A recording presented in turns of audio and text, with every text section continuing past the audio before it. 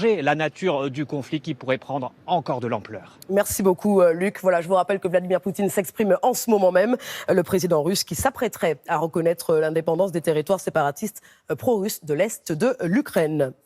Dans l'actualité également, jusqu'en fin de matinée, dans le nord de la France, beaucoup de vent au passage de la tempête Franklin. Dans la Somme, l'Aisne, l'Oise, des milliers de foyers longtemps privés d'électricité. Perturbations également sur les rails. Mais c'est à Briqueville-sur-Mer, dans la Manche, que le réveil aura été le plus douloureux. 2 septuagénaires sont morts, noyés dans leur véhicule. Thomas Cuny avec nos bureaux de Lille et Rennes. La voiture est tractée par les pompiers hors de l'eau.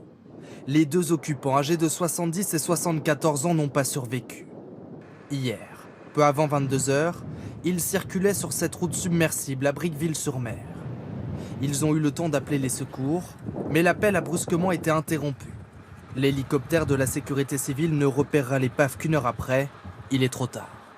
Nous avions en fait un vent qui approchait les 100 km/h avec un coefficient de marée qui n'était pas très élevé, qui normalement n'aurait pas dû recouvrir cette route submersible, mais poussé par un vent d'ouest, effectivement la route a été, la météo était vraiment très mauvaise.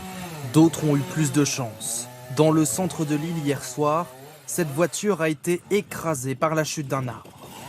L'automobiliste s'est baissé juste à temps, il est indemne. La nuit dernière, la tempête Franklin a balayé le nord de la France, avec des pics de rafales de vent.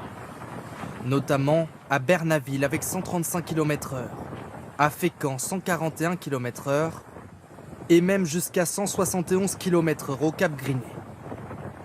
Ce matin, plusieurs dégâts. Une voie ferrée obstruée par des chutes de branches. À Rouen, des morceaux du palais de justice se sont fracassés sur la chaussée. Personne n'a été blessé. Autre conséquence de la tempête, des coupures de courant, comme chez cette retraitée à Divion dans le Pas-de-Calais. Après le passage d'une première tempête vendredi, elle vit depuis 3 jours sans chauffage, sans eau chaude, ni appareil ménager. On n'a plus de frigo, on fait comme à l'ancienne, on met sur le châssis de fenêtre, dehors il fait frais. Et là on va avoir des gelées, ça devrait bien conserver. Enedis annonce que ce soir dans les Hauts-de-France, la quasi-totalité des foyers touchés ont retrouvé l'électricité. À noter que la Réunion a en revanche été épargnée par le cyclone Emnati. Il n'a fait que frôler les côtes de l'île de l'Océan.